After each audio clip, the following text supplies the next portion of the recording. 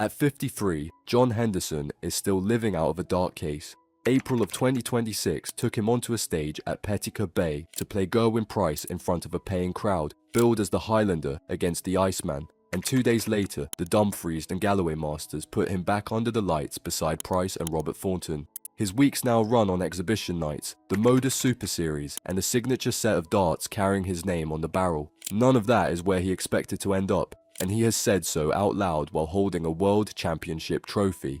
He wept when he lifted it, joked that he would need another plane to carry something that heavy home, and then told an interviewer within minutes that this was not where he wanted to be. Both of those things were completely true in the same moment. Darts fans know him as the Highlander, and they know the bagpipes, the size of the man, and the noise he drags out of a Scottish crowd. What almost nobody talks about is the appointment that told him something about his own body he never expected to hear, or the phone call he was never supposed to receive. So how does a world champion end up working exhibition nights at 53, while the tour he still believes he belongs on carries on without him? The answer comes down to one match, on one night that he could not bring himself to watch. Everything else about his career starts making sense once you know what happened during it. Huntly, in Aberdeenshire, is where Henderson comes from, and that detail carries more weight than it might first appear, because every part of his career has stayed anchored to the northeast of Scotland. The crowd belongs to that region, and so does the walk-on, the nickname, and the volume of the reaction whenever he wins. That walk-on turned into one of the most recognisable entrances in the sport, built around bagpipes rather than dance music. 1.3 million views. That is where the PDC's footage of his bagpipe walk-on in Aberdeen eventually landed on their own channel, which tells you something striking about a player who has never won a PDC singles title. Before any of the PDC years, Henderson competed in the BDO, and we know this partly because he has laid it out himself. Looking back across his career later on, he listed the venues he had played, and the first name out of his mouth was Lakeside, the traditional home of the BDO World Championship. His words were, "I've played at the Lakeside, I've played at the Ali Pali." That career therefore stretches across two separate eras of professional darts and across two organisations that spent years standing in opposition to one another. Henderson crossed into the PDC through Q School in 2011, and he has spoken with real clarity about that room and how unrecognisable it has since become. His own description deserves to be heard because it captures something about the modern sport that raw statistics never quite manage. Talking about Q School years afterwards, he explained, "I played in the Q School in 2011 and I think there's only about 150 players." Then he set that against what the same event looks like now, telling interviewers, "To walk in the room with 400-500, it's hard. It is hard for any player to try and come through that." None of that arrived as a complaint, and he was emphatic about the opposite, insisting that anybody gets a tour card through Q School, they've played well and they've earned it. Hold on to those two numbers, because roughly 150 players entered that room in 2011, while 400 to 500 crowd into it more recently. That gap explains almost everything about how much harder earning a living from professional darts has become, and it turns out to matter enormously later in this story. Card secured, Henderson climbed. By the middle of the last decade, his ranking had reached 27 in the world, which meant regular appearances at the televised events and a name the elite players would rather have avoided in a draw. His stated ambitions at that stage stayed modest and oddly specific. Asked about his goals at 45, he talked about pushing toward the top 60 and qualifying for as many televised events as he could manage. Something else he mentioned has stuck though, because he described walking onto any stage in darts as phenomenal. Nobody who takes the sport for granted talks like that. The Premier League changed everything, and Henderson reached it through the back door. He held no Premier League contract of any kind, and his route in came through a withdrawal, because Gary Anderson pulled out and the call landed on Henderson instead. His reaction to receiving it was straightforward, and he admitted to being very surprised. The fixture handed to him was Michael van Gerwen, who occupied the world #1 position at the time, and who Henderson himself rated as the best player on the planet. Van Gerwen, in his assessment, brings the good out of him. Aberdeen hosted the night, meaning his crowd filled the building. The bagpipes started, the place detonated, and Henderson promptly went 5-2 down. Losing never happened. Hauling himself back into the contest, he drew the match 6-all. His average across that night reached 97.38. Achieved against the world #1 in his first competitive match in an unfamiliar format, in front of a home crowd he later put at 4,000 Aberdonians. The PDC's own clip of the celebrations that followed has since been watched close to 200,000 times. Henderson's summary afterwards was that he had never experienced anything like it in his life, and that he probably never would again. That final prediction proved wrong, and we will return to it. Henderson's World Championship record reads like the record of a durable professional rather than a champion, and he has always been unusually willing to name that difference out loud. Gabriel Clemens faced him in the second round of the 2019 World Championship.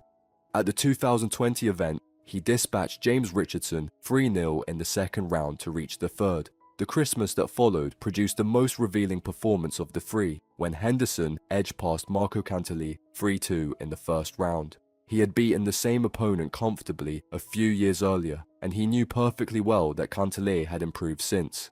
Then he sat down in front of the media and delivered this. No disrespect to Marco, but that was god-awful tonight from both of us. He had not finished either, adding, "I'm the winner of a terrible game, and I hate saying that. I really do hate saying that." Asked about his average, he wanted nothing to do with the number.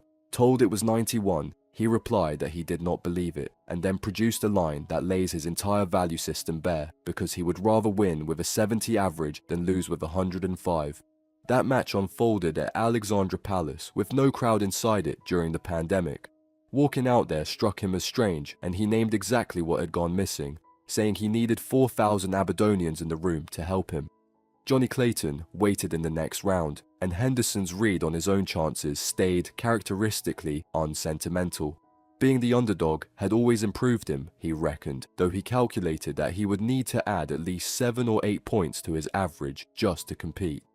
Around this same stretch, something happened well away from the hockey that Henderson chose to discuss publicly, and it reframes the whole of his late career. A routine diabetic check took him in for tests, because he is diabetic, and that disclosure came from him on camera. At the appointment, they told him his weight. His reaction, in his own words, ran, "Oh my God, is it that?" The number, he said, threw him back a bit. So he acted. By the time he reached that Alexandra Palace press conference, journalists were opening their questions by congratulating him on the weight loss, and he told them he was only halfway to where he intended to be. His reasoning had almost nothing to do with darts, or rather it concerned darts and something far more important at once. 47 years old, he stated it plainly, and his phrase was that health comes first. He tied it directly to the sport shifting underneath him as well. Pointing at the young players arriving, he argued that competing now demands the right mental state and possibly the right physical one too. Longer formats came into it, along with best of 9 sets and the tiredness they produce. One small detail carried more weight than any of that though, because his towel would normally be soaking with sweat by that point in the match, and he had not reached for it once. His ambition, he stated without decoration, playing this game well into his 50s was the goal. The risk, ikemime keimo. Acknowledged too, noting that plenty of people had warned him losing weight might disturb his balance and his throw. His response was that they might well be right, and that he would work on it as he went along. A professional athlete choosing long-term health over short-term technique in public at the biggest tournament of the year. The night that finally beat Aberdeen arrived in Germany. At the 2021 World Cup of Darts in Jena, John Henderson and Peter Wright captured the tournament for Scotland, delivering Henderson his first PDC title after what interviewers reckoned had been over a decade in the making. Henderson had walked into the event openly conceding that his form was not the best. Under pressure, he produced. The final itself saw the pair slip 3-0 behind in the pair's game before dragging themselves back into it. Peter Wright's verdict on his partner left no room for doubt, and his words were, "John's shown the world this man can handle darts under pressure." Wright pushed the point further, saying that in televised games Henderson qualifies for, you do not want to play him. For Wright, the title represented a second World Cup, won alongside a second different partner, an achievement nobody else had managed. For Henderson, the meaning ran somewhere else entirely. Recall his insistence that the Premier League night in Aberdeen would never be topped, because he was asked about it directly. Aberdeen had been the best night of his life, he answered, right up until that night, and he confessed to hating having to say so in front of the other Aberdonians.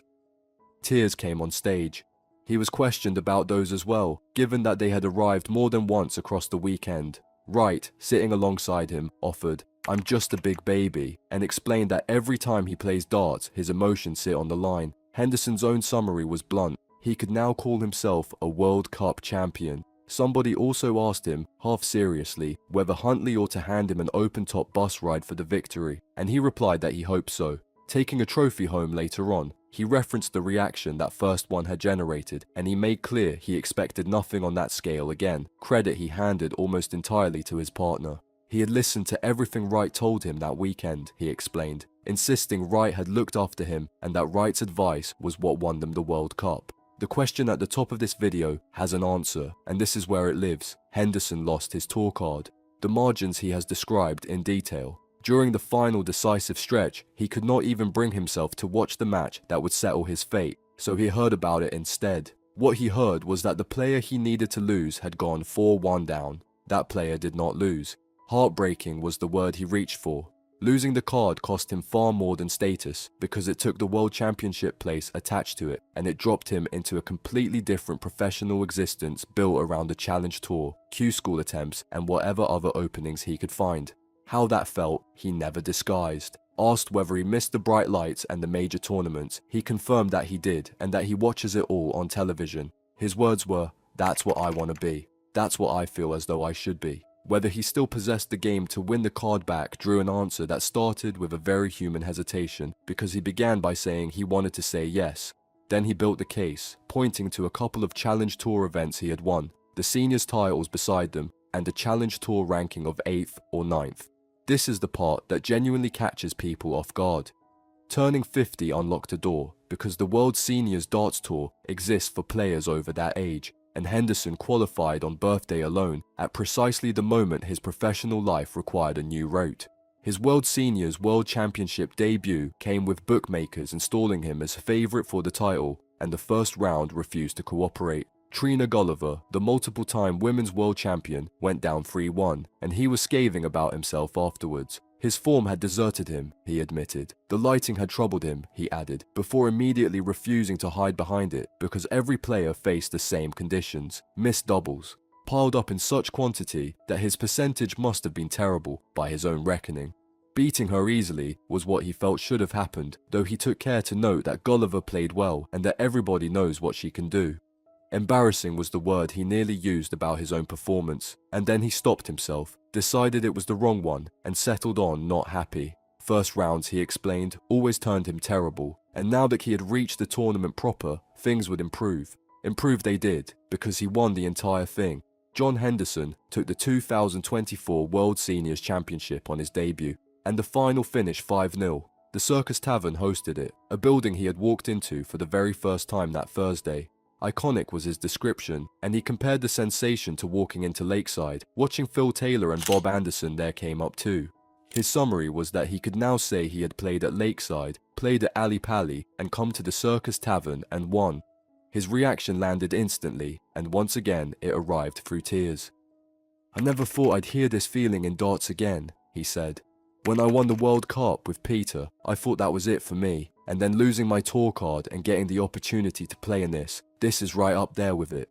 One distinction clearly mattered enormously to him. Winning the World Cup had meant playing for his country as part of a team, while this belonged to him, and his phrase was, "To win this on my own doing, it was fantastic." Playing his best was something he flatly denied. Dreadful was his verdict on the first couple of days, with missed doubles everywhere. His game turned up on the third day. The final, he conceded, was not pretty, and getting over the finishing line is the only thing that counts. He joked about the trophy as well, reckoning he would need another plane to carry it home given the weight of it. His 2024 did not stop there either, because he went on to claim the World Senior Masters, beating fellow Scott Robert Thornton in a sudden death leg, which completed a hat-trick of World Seniors titles inside a single year. A real debate sits underneath all of this, and Henderson has occupied both sides of it. Plenty of people dismissed the senior circuit when it launched, and he acknowledged that head-on, recalling that people said it would not last and that it amounted to the old guys having one last hurrah. His answer pointed straight at the field. The standard is very good, he argued. Winning one demands that you play well, and the seniors is harder than people think. Looking at the household names and assuming an easy ride is a mistake, he warned. The tour was flourishing, stronger players were arriving, and it would only grow bigger and harder.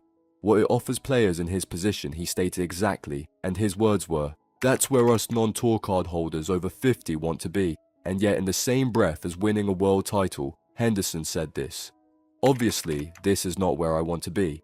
Asked whether he wanted to return and defend it the following year, he answered ideally, no, for obvious reasons, because being back on the tour is what he wants. That tension sits at the dead center of his life now, because he is a world champion in a category he would abandon tomorrow if the PDC Tour would take him. He said as much while laying out his options, noting that without a card he can play the Challenge Tour, the Modus Super Series and the Seniors. Failing to get the card back, in his phrase, is not the be-all. Generosity toward his rivals came easily too. Leonard Gates had collected 3 televised titles the previous year, which he noted while calling him a great player, and he declared himself happy to keep the trophy in Scotland after Robert Thornton had won it twice. At 53, the practical answer to what John Henderson actually does is that he competes, and he does it across several circuits at the same time. The Modus Super Series has kept him busy, with appearances in Series 14 during 2026. The senior circuit still has him. Chasing the tour card he keeps insisting should be his has stayed the stated aim throughout, and the Challenge Tour was always the route he named for getting it. Exhibition darts occupies him as well, and he is a valuable draw there. April of 2026 saw him booked for a night of darts at Petticoat Bay against Gerwin. Price billed as the Highlander against the Iceman. 2 days after that, the Dumfries and Galloway Masters put him on stage alongside Price and Robert Thornton. Tickets in Scotland still move on his name. A signature dart carries his name too, because Red Dragon produced the John Henderson SE range, which remained under review and on sale through 2026. His profile has gone toward causes beyond himself as well, and at the Betfred World Match Play, he took part in a 9-dart challenge raising money for Parkinson's UK. What he did after winning a world title tells you as much as any of the rest of it.